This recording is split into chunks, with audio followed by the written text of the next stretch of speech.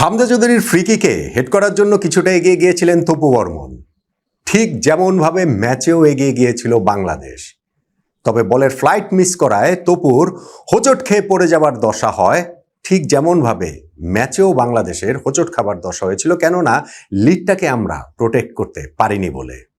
কিন্তু সেই মুভটাতেই বিশ্বনাথ ঘোষের ভলিটাতে যখন তার দিকে আসছিল, তপু বর্মন হোঁচট খাওয়া থেকে উঠে দাঁড়ালেন, ঠিক যেমনভাবে উঠে দাঁড়ায় বাংলাদেশ।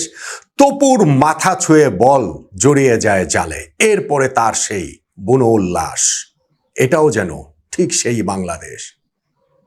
লাল জার্সিটা খুলে তিনি মাথার উপরে ঘোরাতে ঘোরাতে সান মারিনোর স্টেডিয়ামে কি ভীষণ উল্লাস করলেন। তখন মনে হচ্ছিল পুরো বাংলাদেশই যেন উল্লাস করছে, তার হাতের ওই জার্সি যেন বাংলাদেশের লাল সবুজ পতাকা। এই যে মুহূর্তের একটা ম্যাজিক তৈরি হলো, এটাই আসলে ফুটবল, এটাই আসলে জীবন। আমরা ওই গোলটা দেখেছি, কিন্তু সেই গোলের মধ্যে কি গভীরভাবে বাংলাদেশও রয়েছে ভেবে দেখুন তো। ইউরোপের মাঠে ইউরোপের কোনো দেশের বিপক্ষে প্রথমবারের মতো ইতিহাসে বাংলাদেশ জয় পেল, হোক না সেটা সান মারিনোর বিপক্ষে, হোক না সেটা ফিফা র্যাঙ্কিং এর একেবারে তলানিতে থাকা দেশটার বিপক্ষে, কিন্তু জয় তো। এবং সেই জয়টাতে ওই যে তপু বর্মনের কয়েকটা যে মুহূর্তের কথা আমি বললাম, সেই মুহূর্তগুলোতে কি বাংলাদেশের ছবিটাই আমরা দেখিনি। এবং ঠিক সেই সময়টাতে সবাই যখন তপু বর্মনকে দেখছিলেন, আমি দেখছিলাম হামজা চৌধুরীকে। ওই ফ্রিকিকটার থেকে যখন ফাইনালি গোলটা হলো, নিজের ওই জায়গাতেই ফ্রিকিক নেয়ার ওই জায়গাটাতে তিনি হাঁটু মুড়ে বসে পড়ে যেইভাবে উল্লাস করছিলেন নিজে নিজে একা একা, বোঝা যায় বাংলাদেশের জন্য এই হামজার কতটা কি, তার টান আসলে কতটা, শেকড়ের টান আসলে কতটা গভীর। সান মারিনোর বিপক্ষে এই জয়টা বাংলাদেশ ফুটবল জাগরণে যে নতুন অক্সিজেন, সেইখানটাতে আরো একটা পর্ব বলে নিঃসন্দেহে মনে হচ্ছে। দেখেন, সান মারিনোর সঙ্গে বাংলাদেশ এই ম্যাচটা খেলবে তা নিয়ে হাসাহাসিও হয়েছে বিস্তর।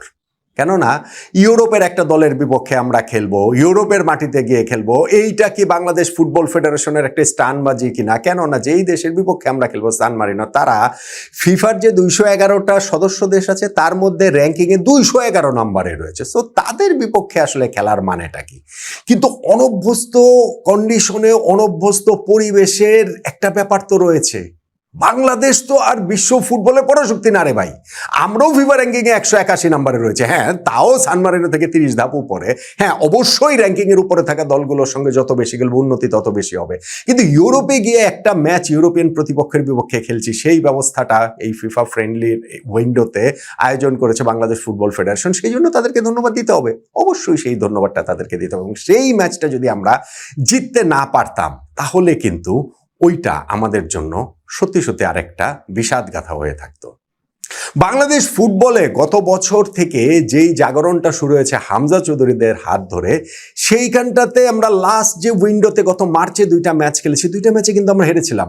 আমরা কিন্তু ওই ভিয়েতনামের ওই ফ্রেন্ডলি ম্যাচটাতে 3-0 হেরেছি, আমরা সিঙ্গাপুরে গিয়ে ম্যাচটাতেও 1-0 হেরেছি, ভালো খেলে হেরেছি।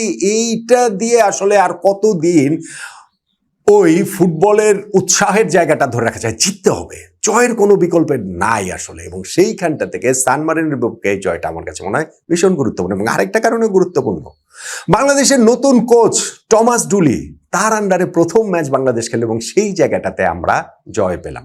হাবিয়ার কাবরেরা আমাদের টিমটার কোচ ছিলেন, দীর্ঘদিন ছিলেন, আমাদের টিমটাকে ধরেন একটা পর্যায় পর্যন্ত তিনি নিয়ে এসেছেন। কিন্তু নেক্সট লেভেলটা নেওয়ার জন্য নেক্সট লেভেলের কোচ লাগে। এবং টমাস ডুলি সেইখানটাতে প্রথম ম্যাচটা যখন জয়ে শুরু করলেন, নিঃসন্দেহে আমরা আশাবাদী হতে পারি। টমাস ডুলির এই বিষয় নিয়ে আমার একটু কথা রয়েছে যে তাকে যখন বাংলাদেশে কোচ নিয়োগ দেওয়া হলো, এটা নিয়ে অনেক আলোচনা হয়েছে, ইনফ্যাক্ট সমালোচনাই বেশি হয়েছে যে কেন টমাস ডুলি, ওয়াই। ভাই, টমাস ডুলি 2টা ওয়ার্ল্ড কাপ খেলেছেন, একটা ওয়ার্ল্ড কাপ টিমের ক্যাপ্টেন ছিলেন, তিনি কোচ হিসেবে ইয়র্গেন ক্লিন্সম্যানের সহকারী ছিলেন। সেই টমাস ডুলিকে বাংলাদেশের কোচ হিসেবে তার প্রোফাইল আমাদের পছন্দ হচ্ছে না। পছন্দ না হওয়ার কারণ কি? তার বেতন কম কেন? বেতন কম কেন?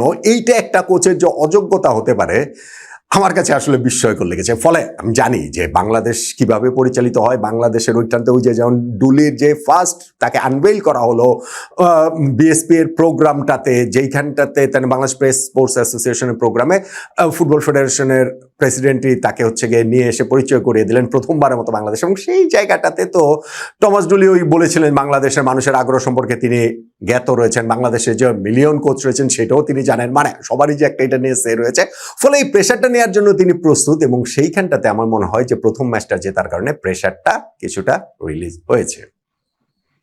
সান মারিনোর বিপক্ষে এই ম্যাচে যে বাংলাদেশ চোখ ধাঁধানো ফুটবল খেলছে, খুব ভালো ফুটবল খেলছে তা না, বরং একাদশটা যখন নির্বাচন করেছে সেই জায়গাটাতে একটা চমক ছিল। আমি নিজেও কিছুটা চমকে গেছি, আমি নিশ্চিত যে অনেকেই চমকে গেছেন যে সমিত সোম 11-এ ছিলেন না, বরং মিডফিল্ডের ওই জায়গাটাতে হামজা চৌধুরীর সঙ্গে কোচ প্রেফার করেছেন জামাল ভুঁইয়া এবং ওইখানটাতে সোহেল রানাকে। হ্যাঁ, প্রথমার্ধে আমরা যে গোলটা পেয়েছি সেইখানটাতে এই অবদান ছিল জামাল ভুঁইয়ার। তিনি বলটা একটা কনজাস্টেড এরিয়া থেকে নিয়ে রাইট সাইডে প্লেস করেছিলেন, সেইখান থেকে মোরসালিন যে ক্রসটা করেছিলেন সেই ক্রসে হেড করে